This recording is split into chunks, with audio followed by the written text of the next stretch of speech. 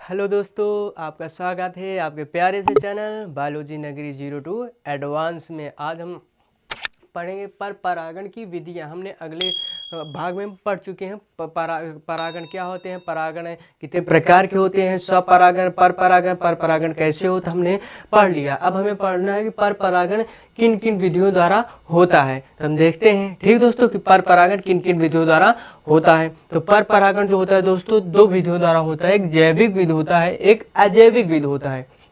तो जैविक विधि में जो तो है, जैविक विधि में जीव जंतु आते हैं, जबकि अजैविक विधि में निर्जीव वस्तुएं आती हैं। ठीक दोस्तों, तो जैविक विधियों द्वारा सबसे पहले जो होता है कीट परागण। कीटों के द्वारा कैसे पर परागण होता है हम देख लेते हैं। तो कीट के द्वारा पर परागण की 80% जो होते हैं, पर परागण की प्रक्रिया जो होती है वो कीट परागण के द्वारा ही होती है। 80% पर परागण की विधियां जो होती हैं वो कीट परागण के द्वारा ही होती हैं। अब हम देख लेते हैं कीट परागण वाले पुष्पों में कौन कौन सी विशेषताएं होनी चाहिए, कुछ में कीट पर परागण की विधियां हो। ठीक दोस्तों, हम देखते हैं। तो वे पुष्प जो होते हैं, वे पुष्प रंग बिरंगे होने चाहिए, रंग बिरंगे तथा मकरंद युक्त तथा सुगंधित होने चाहिए। वे पुष्प जिनमें कीट पर परागण होता है, उन पुष्पों को जो होता है, उन पुष्पों को दोस्तों रंग बिरंगे होने चाहिए। साथ साथ वो मकरंद युक्त हो। मकरंद युक्त मतलब मकरंद के जो रस भरा होता है, जिसको जो होता है कीट जाकर चूसते हैं, वह उसमें भरे होने चाहिए। क्योंकि पुष्प जो होता है एक प्रकार के कीटों को लालच देता है। ठीक दोस्तों, कि अगर तुम हमारे पास आओगे तो हम आपको क्या देंगे, इनाम देंगे। तो उस इनाम में जो होता है, पुष्प जो होता है यही मकरंद देता है। इस लालच में सभी कीट जो होते हैं पुष्पों की ओर आकर्षित होते हैं, जिससे कि पुष्प अपना काम कर लेता है और उनको उसके बदले में जो उनके पास आए हैं उनको जो होता है उनको मकरंद दे देता है। दोनों खुश हो जाते हैं। ठीक दोस्तों, तो कीट पर परागण के लिए जो होता है पुष्प को रंग बिरंगे तथा मकरंद युक्त साथ साथ सुगंधित होने चाहिए। मतलब ताकि कुछ दूर से अगर कुछ पुष्प अगर बगली से जा रहा हो तो उसकी सुगंध देखकर पुष्प जो होता है उसकी ओर आकर्षित हो उठे, साथ ही साथ ताकि कीट परागण हो सके। ठीक दोस्तों, तो कीट परागण जो होता है किन किन पादपों में पाया जाता है हम देख लेते हैं। कीट परागण जो होता है कीट परागण जो होता है किन किन कीटों द्वारा होता है हम देखते हैं। तो कीट परागण मधुमक्खी द्वारा होता है, मक्खियाँ द्वारा हो सकता है, वैस्प मतलब जिसे बर्रो कहते हैं, बर्रो द्वारा हो सकता है। ठीक दोस्तों, तो सबसे अधिक जो होता है कीट परागण जो होता है वो मधुमक्खी के द्वारा होता है। ठीक दोस्तों, सबसे अधिक जो होता है कीट पर परागण जो होता है कीटों में सबसे ज़्यादा जो होता है मधुमक्खी के द्वारा होता है। तो किन किन पादपों में होता है अब हम देख लेते हैं। किन किन पुष्पों में, किन किन पादपों में जो होता है कीट पर परागण होता है। ठीक दोस्तों, सैल्विया, रात की रानी आदि ऐसे जो पुष्प होते हैं, ये जो होते हैं इनमें पर परागण की क्रिया कीटों के द्वारा होती है। आप सैल्विया का पुष्प आप यहाँ पर देखिए, सैल्विया का पुष्प कैसे होता है और कीट परागण कैसे होता है आपको यहाँ पर दिखाई देगा। ठीक दोस्तों, अब हम देखते हैं पक्षी के द्वारा कैसे होता है। ठीक दोस्तों, दूसरा जैविक में पक्षी के द्वारा कैसे होता है। और पक्षी के द्वारा, तो पक्षी के द्वारा जो होते हैं उसे इंग्लिश में ऑर्निथोफिली कहते हैं। क्या कहते हैं दोस्तों, ऑर्निथोफिली। इसलिए हम इसको बता दे रहे हैं क्योंकि कंपटीशन एग्जाम में आपको यही पूछेगा, पक्षी के द्वारा पूछ लिया जाता है कि पक्षी के द्वारा पर परागण होता है उसे इंग्लिश में क्या कहते हैं, यही ऑप्शन दे देगा। ऑर्निथोफिली आपको पता नहीं होगा, इसलिए दोस्तों आप हिंदी के साथ साथ आप इंग्लिश के वर्ड को भी आप पढ़ते चलिए। ठीक दोस्तों, तो पक्षी द्वारा जो होता है, पक्षी के द्वारा जिन पुष्पों में पाए जाते हैं उन पुष्पों में क्या विशेषताएं होनी चाहिए, उन पुष्पों में क्या दोस्तों वो पुष्प जो होते हैं इससे कीटों की अपेक्षा जो होते हैं पक्षी के द्वारा जो होते हैं वो कम सुगंधित होते हैं। ठीक दोस्तों, और इनके परागकोश की परत थोड़ी हार्ड होती है। ठीक है, ताकि हार्ड होती है कि तभी पक्षी वहाँ बैठे बैठता नहीं, तो अगर नॉर्मली हो तो कीट परागण के द्वारा उसमें हो जाए। वो हार्ड होते हैं ताकि पुष्प की मतलब भार अधिक होते हैं, पक्षी बड़े बड़े होते हैं, तो पक्षी जब उस पुष्प पर बैठते हैं तो उनकी ओजन का परागकोश की परत फट जाती है, जिससे उसके परागकण उनके पंजों में फंस जाते हैं। जब वो पुष्प पक्षी जो होते हैं दूसरे पुष्प पर जाकर बैठते हैं तो उनके पंजे में जो वर्तिका परागकण छुपा रहता है और परागकण उसके वर्तिका में चला जाता है और परागण की क्रिया हो जाती है। ठीक दोस्तों, तो पक्षी के द्वारा ऐसे होता है। तो पक्षी के द्वारा किन किन पादपों में पाया जाता है, तो निकोटियाना नामक एक पादप होता है, जिन पादपों में यह क्रिया पक्षी द्वारा पर परागण होता है। ठीक है दोस्तों, अब हम देख लेते हैं तीसरा है चमगादड़ के द्वारा। चमगादड़ के द्वारा जो पर परागण द्वारा होता है उसे इंग्लिश में कहते हैं चिरोप्टोफिली कहते हैं। क्या कहते हैं दोस्तों? चिरेप्टोफिली कहते हैं। ठीक है, चिरेप्टोफिली कहते हैं। इसके द्वारा जो होते हैं पुष्पों, चमगादड़ के कारण जिन पुष्पों होते हैं उनमें पर परागण, उनमें क्या क्या विशेषताएं होनी चाहिए आते हैं हम देख लेते हैं। उसमें चमकदार वो पुष्प जो होते हैं चमकदार होते हैं। ठीक दोस्तों, चमकदार कम होते हैं तथा सुगंधित अधिक होते हैं। ठीक दोस्तों, क्योंकि चमगादड़ जो होता है वे दो अधिकतर रात में चलता है, तो रात में जो होते हैं चमकदार मतलब लाइटिंग और रंग बिरंगे होने की आवश्यकता तो होती नहीं है। और दूसरी बात, उनको तो कलर तो दिखाई नहीं देगा। तीसरी बात यह है कि वे सुगंधित, उनके सुगंध थे चमगादड़ जो आते हैं पर परागण उस पर बैठते हैं और मकरंद को चूसते हैं और वो अपना उस पुष्प के परागकण को लेते हैं, उसी पादप के किसी दूसरे पुष्प के वर्तिका पर जाकर बैठते हैं और परागण की क्रिया करते हैं। तो ऐसे क्रिया जो होते हैं चमगादड़ के द्वारा जो होता है। ठीक है दोस्तों, तो वो किन किन पादपों में पाया जाता है? वो कदम में होता है और इमली में होता है। कदम के आप बीच देखे होंगे दोस्तों, तो इनमें जो होता है चमगादड़ों के द्वारा होता है। ठीक है दोस्तों, अब हम देख लेते हैं जंतु द्वारा जो पर परागण की प्रक्रिया होती है उसे जूफिली कहते हैं। क्या कहते हैं दोस्तों? जूफिली कहते हैं। ठीक दोस्तों, तो जंतुओं द्वारा जो पर परागण होते हैं उनमें उस पादपों में क्या क्या विशेषताएं होनी चाहिए कि वे जंतुओं के द्वारा पर परागण हों। तो उस पादपों में विशेषता ये होनी चाहिए कि उनमें अधिक परागकण का निर्माण हो। दूसरी बात है उनके परागकण जो होते हैं वे चिपचिपे होते हैं। क्या होते हैं दोस्तों? चिपचिपे पाए जाते हैं, क्योंकि जब कोई जंतु उनके वहाँ से गुजर रहा हो ताकि उनके शरीर में वह परागकण चिपक जाए, और जब वो किसी दूसरे पुष्प के वर्तिकाग्र तक पहुँचे तो वहाँ से उनके शरीर से मतलब निकल कर वो वर्तिकाग्र पहुंच जाए तो पर परागण क्रिया हो जाए। तो इसीलिए ये जो होते हैं चिपचिपे होते हैं, जंतुओं द्वारा जो पर परागण की क्रिया होती है। ठीक दोस्तों, तो हमने देख लिया जैविक द्वारा पर परागण कैसे होता है। हम दोस्तों देखते हैं अजैविक पर परागण किस विधियों द्वारा होता है हम देख लेते हैं। तो अजैविक में सबसे पहले क्या आते हैं? निर्जीव वस्तुएं आते हैं। निर्जीव में क्या आते हैं दोस्तों? वायु निर्जीव होता है, और क्या कहते हैं जल निर्जीव होता है। तो ऐसे विधियां जो होती हैं जो पर परागण में अजैविक में आती हैं।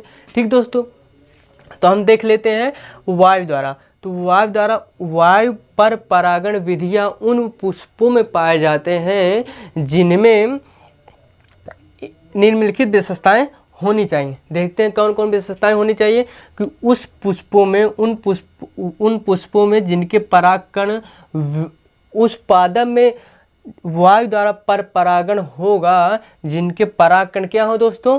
हल्के हों। ठीक है दोस्तों, उनके परागकण हल्के होने चाहिए तथा इनके परागकण की उत्पादन अधिक होनी चाहिए, क्योंकि वायु द्वारा अधिकांश परागकण जो होते हैं वो बेकार जाते हैं। क्योंकि मान लीजिए हमें यहाँ से परागकण निकला और उसका मादा भाग यहाँ से 1 किलोमीटर दूर पर है। ठीक दोस्तों, तो यहाँ पर मान लीजिए यहाँ से 10,000 परागकण निकल रहे हैं, तो 1 किलोमीटर जाकर दूर पर वहाँ पर 4-5 ही परागकण वहाँ पर पहुँच पाएंगे। तो यहाँ पर 9000 से अधिक, ज़्यादातर 9000 से ज़्यादा जो परागकण होते हैं नष्ट हो गए। तो इसलिए परागकण वायु द्वारा जो पर परागण होता है उसमें जो होते हैं परागकण जो होते हैं हल्के होने चाहिए ताकि वो वायु के साथ उड़ सकें। दूसरी बात, अधिक मात्रा में परागकण का उत्पादन होना चाहिए। ठीक है दोस्तों, हम देख लेते हैं किन की पादपों में वायु द्वारा पर परागण होता है। तो देखिए दोस्तों, मक्का, बांस, गन्ना, गेहूँ, धान आदि पादपों में पर परागण क्रिया वायु द्वारा होती है। ठीक दोस्तों, हम लोग गन्ना, गेहूँ और धान फसलें बोते हैं। फसल में जो वायु हवा बहती है तो उस वायु के माध्यम से उसके परागकण जो होते हैं उसके वर्तिकाग्र तक पहुँच जाते हैं, जिससे जो होता है फिर हमारा जो धान गेहूँ की वो होती है वो बनता है। यदि पर परागण क्रिया अगर ना हो तो धान की जो बीज बनता है वो निषेचन होगा नहीं, तो निषेचन नहीं होगा तो भ्रूण कैसे बनेगा। जब भ्रूण नहीं बनेगा तो बीज कहाँ से बनेगा। तो हम लोग बीज का उपयोग ही करते हैं, तो धान गेहूँ उत्पादन नहीं होगा। तो सबसे पहले निषेचन होना आवश्यक होता है। ठीक है दोस्तों, परागण होना आवश्यक होता है। तो हम देख लेते हैं वायु द्वारा परागण हो गया। अब हम देख लेते हैं जल द्वारा परागण। जल द्वारा पर परागण उन पादपों में पाया जाता है जिनमें निम्नलिखित विशेषताएं होनी चाहिए। कौन कौन विशेषताएं होनी चाहिए दोस्तों?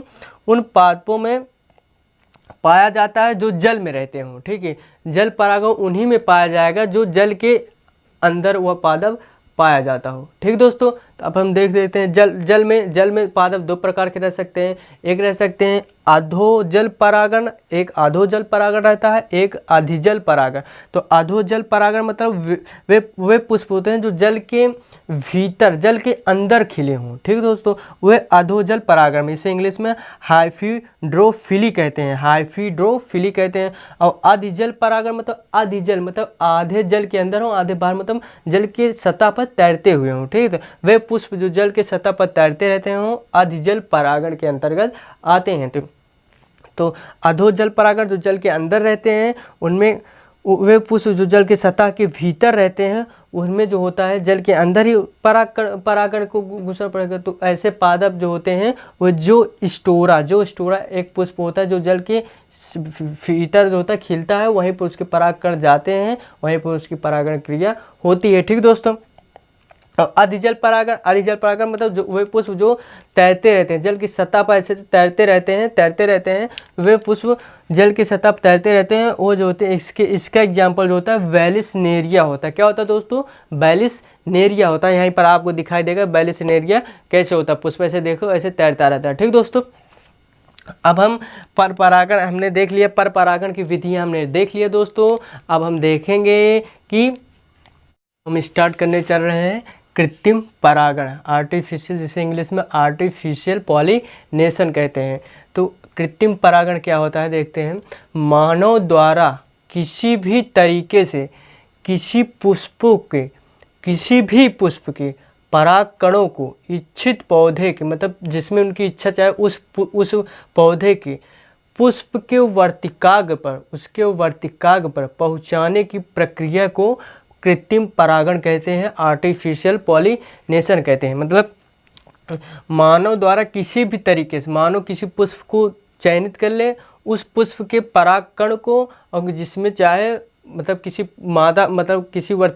किसी भी पुष्प के वर्तिकाग्र तक जो लेकर वहाँ तक अपने हाथ से लेकर उस वर्तिकाग्र पर लेकर छोड़ दे, यह प्रक्रिया जो होती है कृत्रिम परागण कहलाती है। ठीक, आर्टिफिशियल पॉलिनेशन कहलाता है। आर्टिफिशियल पॉलिनेशन कृत्रिम परागण जो होता है वह 2 चरणों में पूर्ण होता है। देखते हैं कौन कौन चरण। पहला चरण है विपुंसन, दूसरा चरण है थैलीकरण। ठीक है दोस्तों, तो विपुंसन जो होता है इसे इंग्लिश में इमैस्कुलेशन कहते हैं। तो विपुंसन क्या होता है? द्विलिंगी पुष्प के परागकण, मतलब कोई द्विलिंगी पुष्प है, जैसे द्विलिंगी पुष्प है, द्विलिंगी पुष्प के पराग कोष को कलिका अवस्था में, इसके परागकोश को कलिका अवस्था में, जब ये छोटा रहे तब कलिका अवस्था में इनको चिमटी के माध्यम से निकाल लेते हैं, तथा तथा इसको मादा जनन अंग के रूप में चयनित कर लेते हैं। तो यह प्रक्रिया जो होती है विपुंसन कहलाती है। ठीक दोस्तों, यदि हम यह द्विलिंगी पुष्प है इसके हम परागकोश को, इस परागकोश को हम निकाल लें, ऐसे निकाल लें चिमटे के माध्यम से, और निकालने के बाद जो होता है इस पुष्प को, इस द्विलिंगी पुष्प को हम मादा जनन अंग के रूप में चयनित कर लें, सिर्फ इसमें मादा जनन अंग रहे। ठीक है दोस्तों, तो यह क्रिया जो होती है विपुंसन कहलाती है। ठीक है दोस्तों, बी माने नहीं, पू माने पुंकेसर, पुंकेसर यदि किसी पुष्प में हटा लिया जाए तो वह प्रक्रिया जो होती है विपुंसन इमास्कुलेशन कहलाती है। अब हम देख लेते हैं दूसरे चरण, पहला चरण है विपुंसन होता है। विपुंसन में हम किसी द्विलिंगी पुष्प में हम उसके परागकोश को हटा देते हैं, पुंकेसर को हटा देते हैं, उसको हम मादा जनन के रूप में हम एक चयनित कर लेते हैं। तो हमने विपुंसन कर लिया, मादा जनन के रूप में एक पुष्प को हमने चयनित कर लिया। दूसरी प्रक्रिया क्या होती है थैलीकरण, जिसे बैंगिंग इंग्लिश में कहते हैं। थैलीकरण में क्या होता है, इसमें चयनित मादा भाग को, हमने इसमें जो मादा भाग को चयनित किया है, इसमें चयनित मादा भाग को पॉलीथीन की झिल्ली से ढक देते हैं। इसको हम पॉलीथीन की झिल्ली से ढक देते हैं, इसके वर्तिकाग्र को। ये देखिए हमने पॉलीथीन की झिल्ली से ढक दिया है। तो पॉलीथीन की झिल्ली से ढक देते हैं ताकि इसमें दूसरे परागकण ना आ पाएँ, ताकि इसमें किसी बाहर से परागकण किसी माध्यम से ना आ पाए। नहीं तो हम जिस परागकण को मतलब चाहते हैं कि उसी का इसमें निषेचन हो, वह नहीं हो पाएगा। इसलिए हम इसको थैलीकरण कर लिए ताकि यह बाहरी परागकण इसमें ना आ पाए। ठीक है दोस्तों, तो यह थैलीकरण मतलब उसे जो मादा जनन अंग में हमने चयनित किया है उसको हम पॉलीथीन की झिल्ली से ढक देते हैं। यह क्रिया जो होती है थैलीकरण या बैंगिंग कहलाती है। ठीक दोस्तों, अब हम देख लेते हैं कृत्रिम परागण के महत्व क्या होते हैं। तो कृत्रिम परागण के महत्व ये होते हैं दोस्तों, कृत्रिम परागण से हम अपने इच्छा अनुसार किसी पुष्प में उसके गुणवत्ता को बढ़ा सकते हैं। जैसे कृत्रिम परागण के द्वारा उत्पन्न जो मतलब फसलें होती हैं, उनके द्वारा जो उत्पन्न होती हैं फसलें जो होती हैं, उनकी अच्छी उन्नतशील नस्लों को बनाया जा सकता है। किसी भी पादप में यदि उसमें हम कृत्रिम परागण करते हैं तो कृत्रिम परागण द्वारा उसकी उन्नतशील किस्मों को हम बनाते हैं। कृत्रिम परागण द्वारा ही किसी भी बीज का उन्नतशील बीज जो संकर हाइब्रिड बीज बनता है वह हम जो होता है कृत्रिम परागण के द्वारा ही बनाते हैं।